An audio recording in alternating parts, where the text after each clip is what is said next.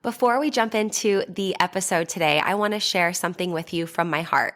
First of all, thank you so much for listening to the podcast. I really can't tell you how much your support means to me. We've been doing the podcast now for almost 4 years. I can't even believe it. And I'm so grateful for each and every single one of you that listens, shares an episode with your friends, sends me a DM or a text message letting me know how an episode resonated with you or any aha moments. Seriously, I couldn't be more grateful to be able to create this podcast. It has been such a blessing in my life, and I love hearing the ways it's been able to provide value in yours as well. One thing you might not know is how much work it takes to be consistent with a podcast. In fact, did you know that the majority of podcasts don't make it past episode number 10? And we are well beyond that. And it's just a lot thinking of the episodes, recording them, editing them, managing the guests, making sure that everything runs smoothly and gets uploaded consistently and regularly. And so that's why I have created an amazing opportunity for you to support the podcast monetarily. And in exchange for that, you will get exclusive premium subscriber content. So for as little as $3 a month, you can become a premium subscriber of the podcast. And every month I will upload new voice-guided workouts and breathwork meditation audio for you. So that way you can work out with me, coaching you in your ears. You can also take a moment to reduce your stress and relax and come down and ground down with one of my breathwork audios. So if that is on your heart to support the podcast for as little as $3 a month to become a premium podcast subscriber, I can't tell you how much that means to me and the growth of this podcast. I appreciate you. If you're interested, click the link in the description, become a premium podcast subscriber, new content every month, and while supplies last, I'll send you an exclusive podcast coffee mug so you can have your self-love and sweat coffee every morning. I appreciate you. Now let's get into the show. Welcome to Self-Love and Sweat, the podcast, the place where you'll get inspired to live your life unapologetically, embrace your perfect imperfections, break down barriers, and do what sets your soul on fire. I'm your host, Lunden Souza. Hey friend, it's me, Lunden Souza, online lifestyle transformation coach. I help people all over the world just like you who know they are meant for more, get their mind right and their body tight, and go from crazy busy to crazy happy. And hey, if it's our first time meeting, welcome. So happy to have you. And if you've been with us for a while, it's so great that you're here too. I'm really excited to share this episode of the Self-Love and Sweat podcast with you.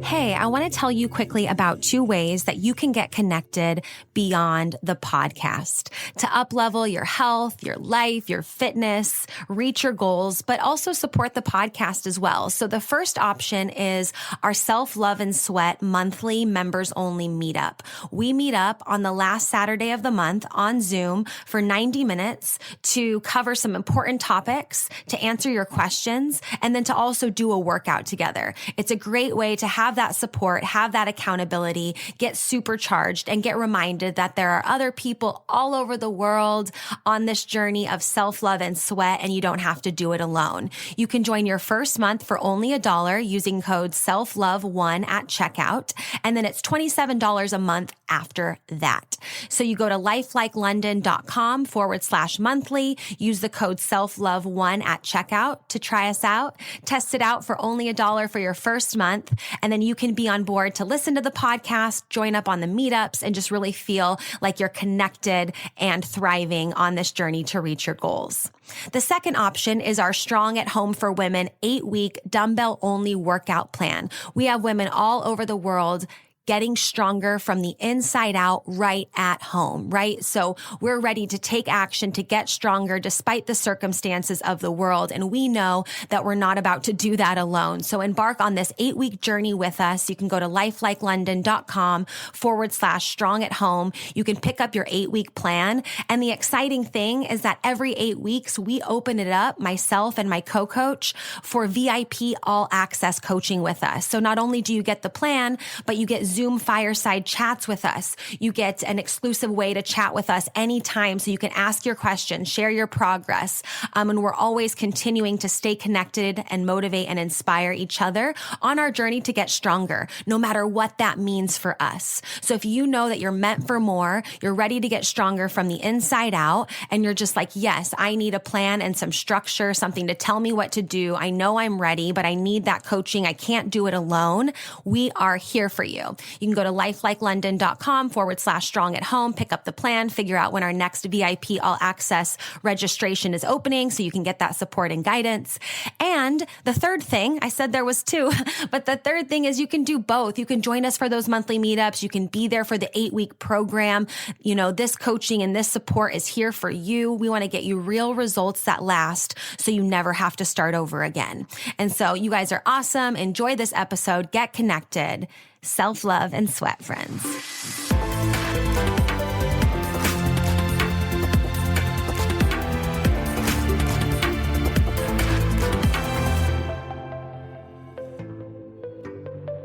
Today's guest on Self-Love and Sweat the podcast is Mike Ouzas.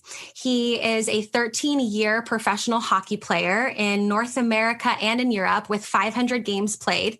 He graduated in kinesiology from the University of New Brunswick. Brunswick is NSCA and CS certified.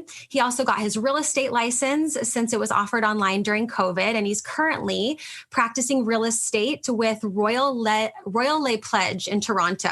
He loves training, yoga, Pilates, and is a hobby DJ, formerly known as DJ Snouze. Welcome to the podcast. I'm so excited to have you. We met in Austria when I was living there, and this is our first catch up since I left during COVID, you changed careers. And so for better or for worse, we're recording it for the podcast because I know this conversation will be fun and valuable. So thank you for being here.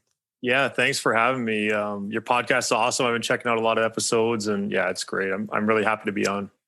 Yeah, I was teasing him at the beginning. I was like, here's the microphone I use. So if you ever want to make your podcast about professional athlete turned real estate salesperson, then you totally can do that. I love having conversations with you. And I know you have a lot of value to share today. So give me like a fast forward of what's happened between like hockey and now real estate. You were in professional hockey for 13 years.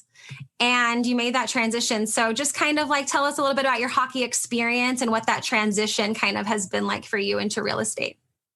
Yeah. So, I mean, we met when I was playing in Linz, and I was in Linz for a long time. After Linz, I ended up on a team in Székesfehérvár, Hungary. So the last 2 years I was there. You know, as you get older in hockey and I just felt like my interests were starting to wane a little bit for the hockey. And I was kind of getting ready, you know, at 36 years old, like it's kind of time to start thinking of, you know, what's next, obviously. Is that old for hockey? Is that old in years? For hockey? Yeah. I mean, I'd say like I can hockey that.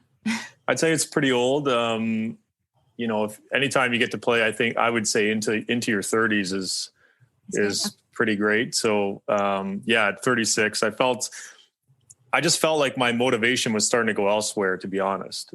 So I felt it was starting to be time to look into new career paths, and real estate's something that my dad's an agent. My parents have been into real estate for as long as I could ever remember. Way before house flipping was popular on TV, they've been doing houses and stuff like that. So I've been into it for a long time. And with COVID, all the exams that were previously offered only in person now became available online. So I'd be sitting in Hungary and doing like a virtually proctored exam in my apartment. So it was pretty cool. I could start that. And Unfortunately, like during the season, I got injured. I was injured in October, and then kind of rushed back, and then re-injured in November. And I was kind of like, this is probably it, like I didn't really took some time to get to there, but after a little bit of time and talking with the team, it was kind of like, okay, like I know where I'm at. I'm ready to like kind of be done, and kind of move on. So that's basically what I did. So I just stuck it out there, finally like got the rest of my salary, and then just kind of came back to Toronto, and here we are. Yeah. No, I remember that time, and I didn't mean like, is that old for hockey? Like you're old, but in the industry that you're in, where you are, where like where other competitors are and other people in the league. And then you also, like you said, you just have that feeling where you're like, like, I feel like this chapter is somehow like coming to an end for whatever that means and looks like. And I kind of want to transition and move, into another space, which I learned that about you too. I didn't realize your parents were kind of in that space. I knew you were kind of going in the off season and getting new apartments in Toronto or condos and flipping those. And through the years of getting to know each other, I just kind of knew a little bit about that. But that's super cool that it was like a family thing. And like you said, like before it was cool, or before like it was a TV show or whatever. And I know I've already asked you, but I really want a tree house. So I know you're working on finding my dream tree house one day. But I want to talk a little bit about, like you said, okay, yeah, during COVID, there was these classes offered, and like I wasn't doing anything else, and this was interesting for me, and I wanted this skill. Like that's not a thought process that a lot of people have. And it's something that I freaking love about professional athletes, and like you as well. Like, where can I skill up, and like where is the opportunity to learn and grow there? And just like fun fact story about Mike and I, and like, we lived in Austria together, but we would like sit at coffee shops together and work. And just like, I remember when you were ready to post content about hockey, it was like, okay, I'm going to edit these 52 videos, and every single week for a year, I'm going to post these videos. Like you're very consistent, very habitual, which is like, yeah, so interesting to me. And like how I like to be too, is like lean into those habits and like do what you say you're going to do, and the compounding effects over time that you see as an athlete and whatever.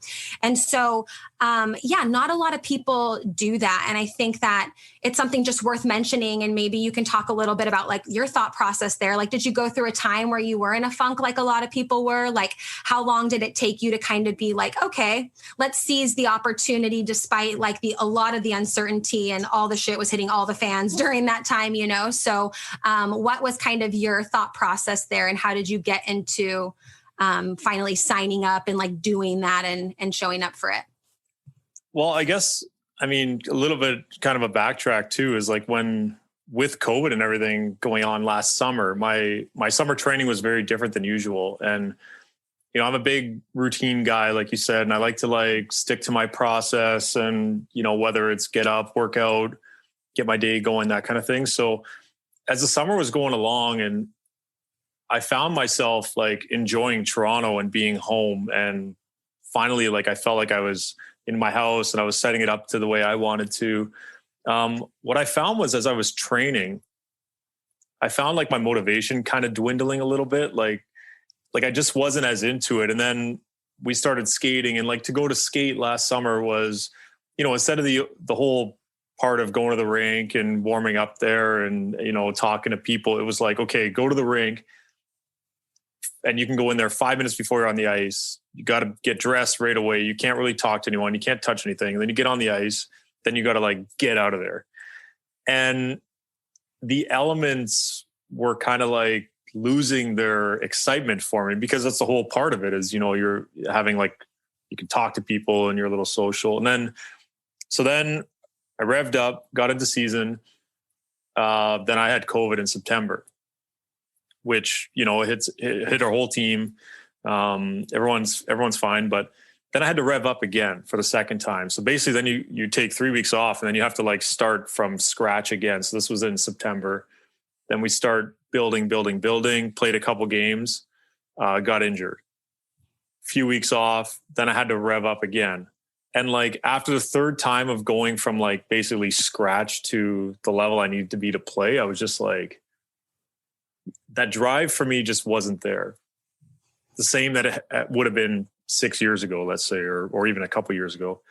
So in that time, I was like, well, you know what? Everything's online. Great opportunity to learn from people that, maybe if I can't get out to California to listen to you speak, maybe I can jump on a webinar and watch you talk. Or for real estate is the perfect example, is these courses were never available online before. Mm-hmm. So it was like, okay, I could jump in and start this process. It kind of gave me, I knew starting, once I signed up, I had 2 years to finish. So I knew like, okay, I could play this season, maybe even another season, and then I'll be 37. It'll probably be a time at that point anyway. So I just was like, all right, I'm going to start. And then I found myself like leaving practice, getting home and being excited to like study, which, is not really something that most people say, but I was like excited to learn and get the ins and outs. So that's what I found was happening, was I was getting more and more motivated. Then, I mean, I've heard you talk about this before, like how when you put something out in the universe, sometimes it'll take you there. And, my attention was slowly going from hockey to real estate. And, that's kind of and then, you get injured. And I really believe that like in hockey or at anything, if you're not all in, like it's going to spit you out. And yeah, dude, I've been to those games. Some people have to like spit out their blood. So if you don't, if you're not all in, dude, I would go watch you play and we'd be at the rink in Linz and like, yeah, you're all in or you're injured probably, in most cases. Mm-hmm. That's exactly it. So then it was like, you know what? That happened. I moved home. I finished the rest of the license and I just kind of dove right in. And I haven't really looked back, to be honest. I'm like, that's kind of how I knew it was time. I'm just like ready to rock, like full on real estate all day, every day. Yeah, all in and reigniting, like not even saying that, like you said, you're starting to feel more motivated. You're just more excited. You're not necessarily attached to like what, if it needed, if you're on the ice as a hockey player, whatever, it's like sometimes that just feeling of waking up, you're like, oh, I was excited to study. I was excited to learn about that, and rediscovering that throughout our lives is just so awesome. And taking the time and peeling back the layers to do that. Yeah. Sometimes you relinquish one hat to get another, but you're like, oh, that fulfillment is just so much better there. What do you feel like being a professional athlete in sports has taught you about business, maybe in particular, the real estate business, but just business in general? Because I know you're running like hockey camps and stuff like that too. So what are some? I think that, I think there's so many lessons that translate, and sports, I guess all sports, but we'll use hockey because that's, that's what I know. But like, as you're going through the process, if you pay attention to the lessons you learn, you could learn a lot of them. Mm-hmm. Everything from, training, having a routine, being consistent, the ups and downs of losing, momentum shifts during games, all that kind of stuff plays. Like, one of the first deals I did, I was in real estate. It was new for me, but when you're in the crunch time of like having to get an offer in by a certain time and like your highs and lows of that, when you're not used to doing it, it was like, okay, just, breathe, take a breath. Like you've been in pressure situations before, like just kind of chill out. Mm-hmm. And another thing, like we lost an offer with a client, and, it's kind of the same thing. Like you lose a game and then you got to bounce back, and it's like, okay, next day, here's a couple more options. What do you like? Let's go check them out and get something in quick. And then, they won an offer the next day. Like, I find a lot of those lessons are very transferable to the business world. I guess the biggest thing for athletes in what I noticed with business, in my very, very short period of time in business, is that with athletes, like you're always, okay, you win the game, whatever, what's next? You have a practice, like, okay, what's next? Like, you play 3 games in a row. Okay, what's next? Like you win, you lose, you move on.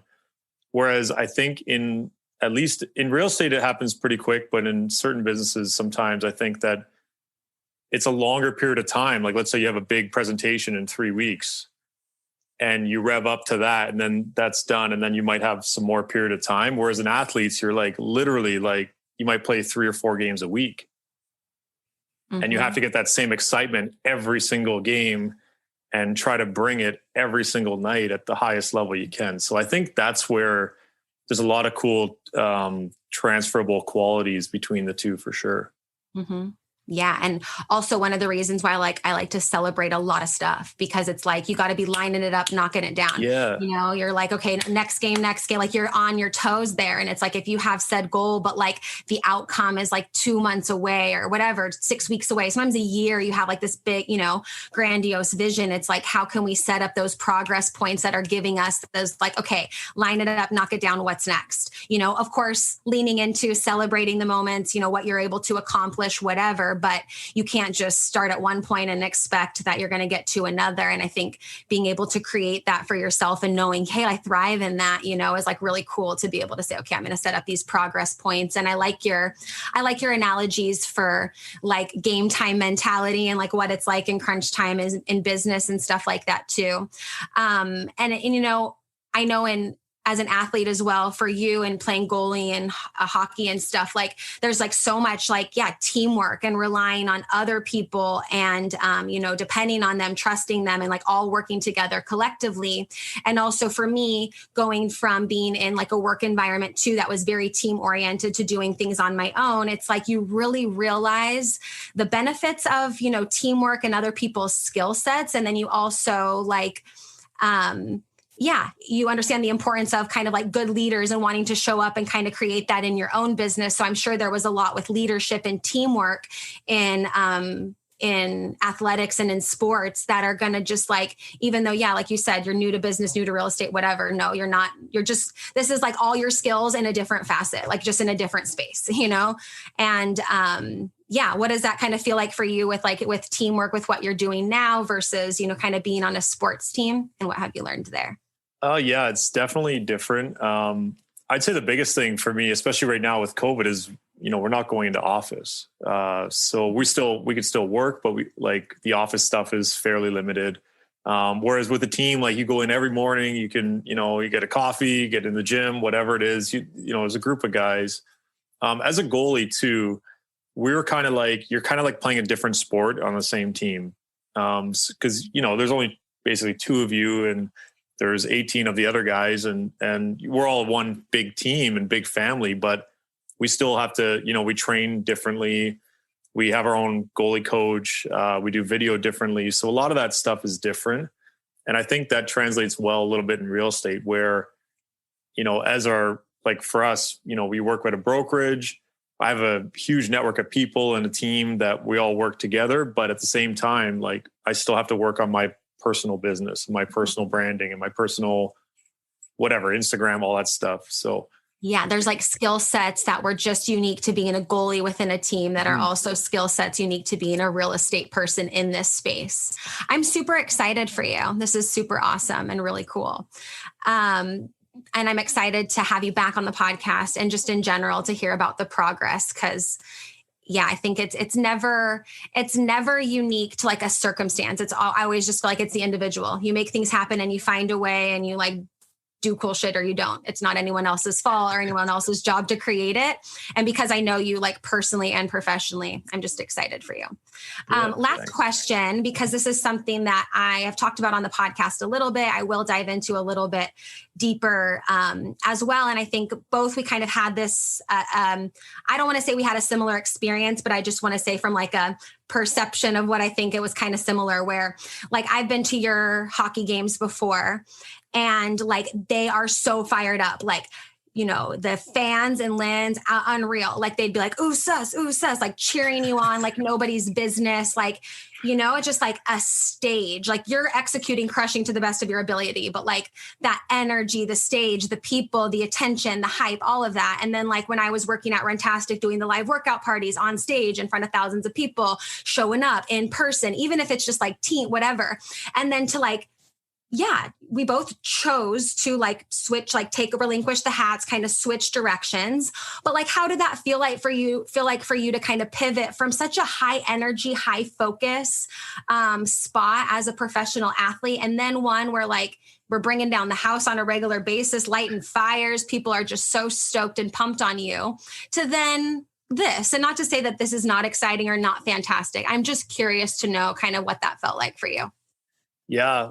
I guess when you put it in that sense, like you really, if there's anything I'm going to miss, let's say about the game, like obviously I love training and that kind of stuff, but it's that rush of being on the ice in that environment of playoffs or what you've seen game. Like that's the one thing that like, I don't think you can ever take that feeling away because it's just, or even recreate it because it's always different.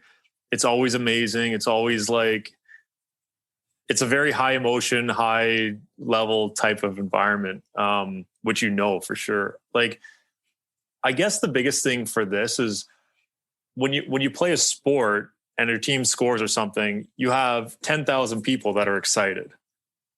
And in business, like, when we do something and, like for us, it's like, okay, sweet. Like, I got a deal done or whatever. Like I'm excited. Like I call my dad and he's like excited. I call my mom and she like, but realistically, like it's not.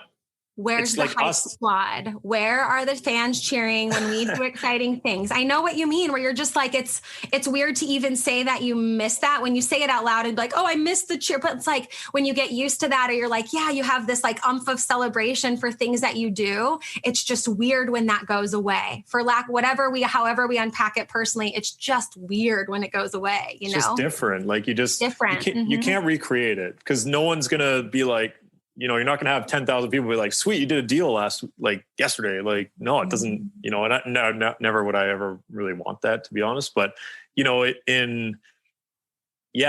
miss that probably the most, that feeling of just being on the ice where you're just like in this rink of just all these people going crazy. I think for, when we related to real estate and business with what we're doing, and we both, basically like real estate is literally like it's having your own business. So on that level, like, you got to put out content, you got to do stuff and you got to generate business and find new clients and all that stuff. I honestly feel like there's not enough time in the day to like do everything. Like I feel like I wake up in the morning and I have 50 things I want to do. And then I go to bed and I have like 20 more ideas that I want to like throw at the wall and see what sticks. Like, I don't know how to like celebrate the things that I do well or not. Or I think celebrating for me in a sense is just like taking a step and be like, okay, that was a good week or that was a good day.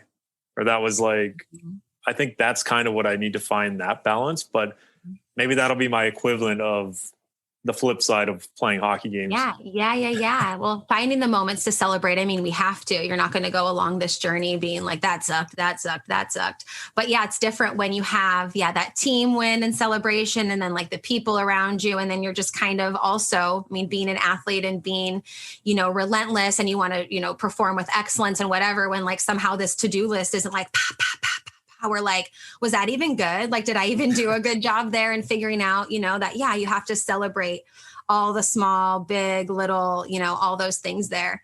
But yeah, it is I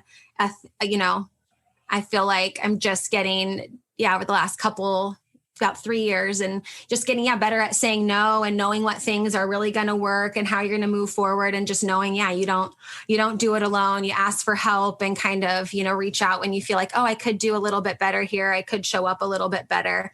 But one thing that I say to myself often and to other people too is like, if you want to like have a long list of like all your shortcomings and like things you need to work on, like you should be an entrepreneur because that's what you're going to get.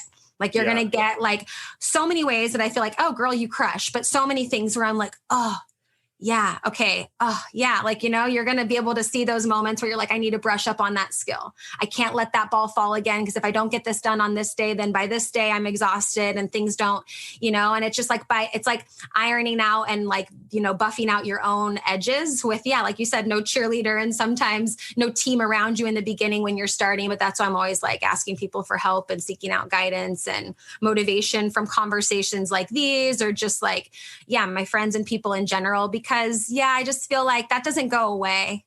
I mean, at least it hasn't for me. And I haven't seen that in like even the startup environment with Rentastic or whatever. It's like the to-dos like definitely don't go away. And there's always great ideas and there's always new shiny things and whatever.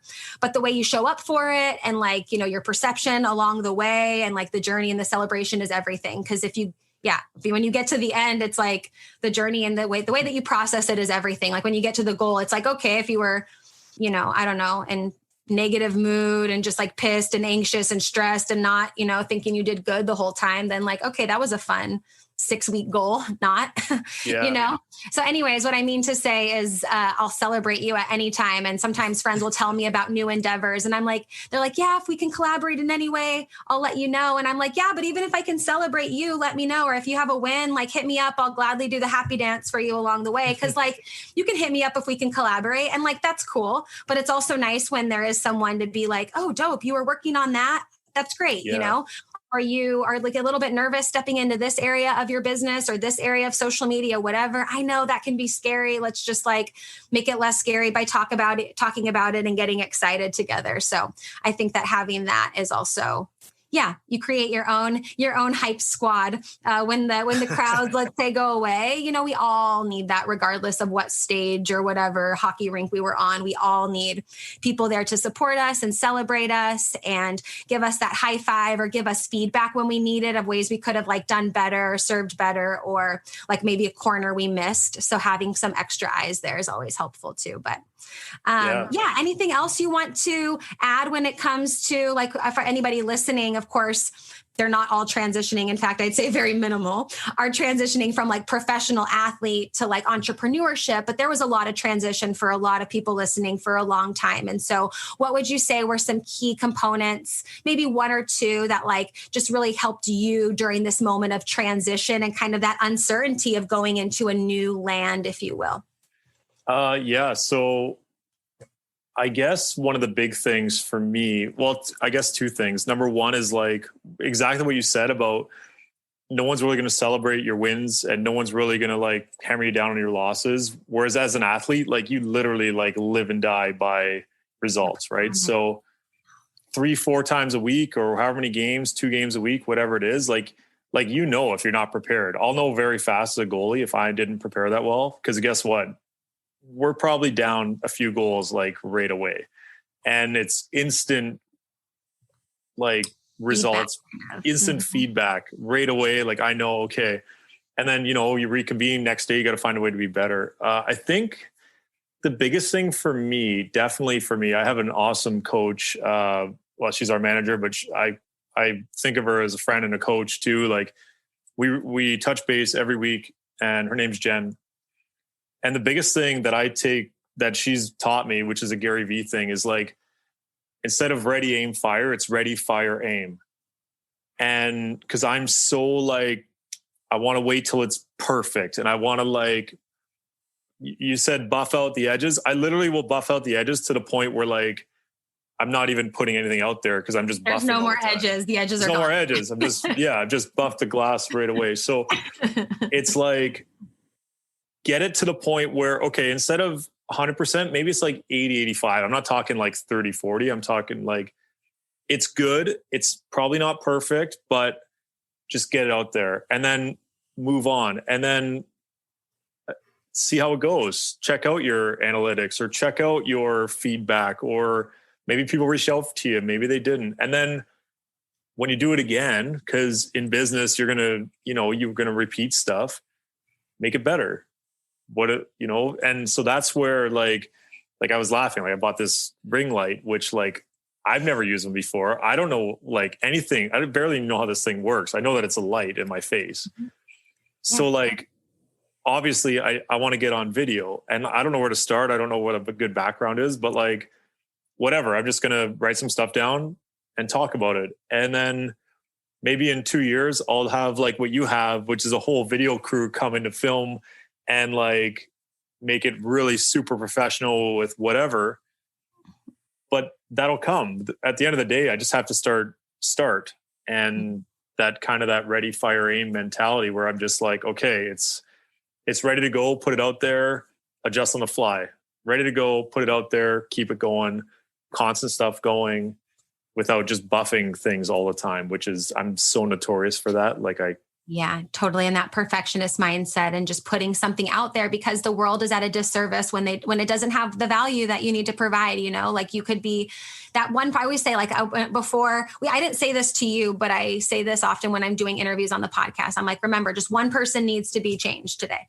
Like when it comes to this podcast episode, like, of course I want hundreds of millions of thousands of people to listen to these on a regular basis, whatever. But like, if one person's changed because of what we're putting out there, then it's worth it. Like, it's not about how I feel today, or like if the lighting is great, which, by the way, it's awesome. You have it set up. You're not like, there's no shadows. You're doing a great job. But yeah, posting, thinking, okay, how can I provide value versus like, what does it look like? Is it perfect? All the things. No, I have questions to answer. I'm going to put this out. I'll readjust. I'll get feedback. And when it comes time to do things at a higher level with more people involved, I will. And for some people that never happens. Like, I always do stuff on my phone all the time. It's just now it's like, it's nice to have that support of people in their area of genius. So I don't have to be the cameraman, the editor, the person in front of the camera, like all the things. It's just nice to be like, oh, there's people out there that can do that better, that can support that. And that from being on a team, there's just other people that do things better than you can. And that's what makes it great. So I'm excited for you. And I'm excited for that tip too. It's just such a reminder that like,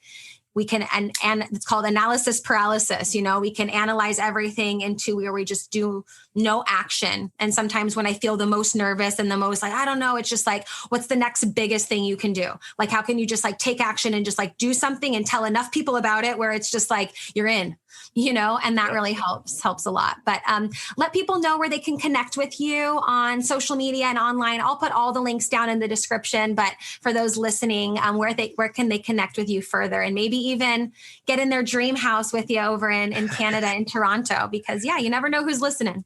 Yeah, absolutely. So my personal Instagram's at Mike Ouzas. My real estate is Michael Ouzas Real Estate. And then all the typical, Facebook, all that stuff is all in there. If they like music, mixcloud.com/DJ Snouze, which is my DJ name, as you know. And that's about it. Awesome. I'll put all those links in the show notes so you guys can get some fresh music. You can connect with Mike when it comes to, athletic stuff, hockey related, and then even real estate. So thank you so much for being here. I appreciate your time. And thank you guys so much for listening. See you next time. Bye. Thank you so much for listening to this episode of Self-Love and Sweat, the podcast. Hey, do me a favor. Wherever you're listening to this podcast, give us a review. This really helps a lot. And share this with a friend. I'm only one person, and with your help, we can really spread the message of self-love and sweat and change more lives all around the world. I'm Lunden Souza, reminding you that you deserve a life full of passion, presence, and purpose, fueled by self-love and sweat.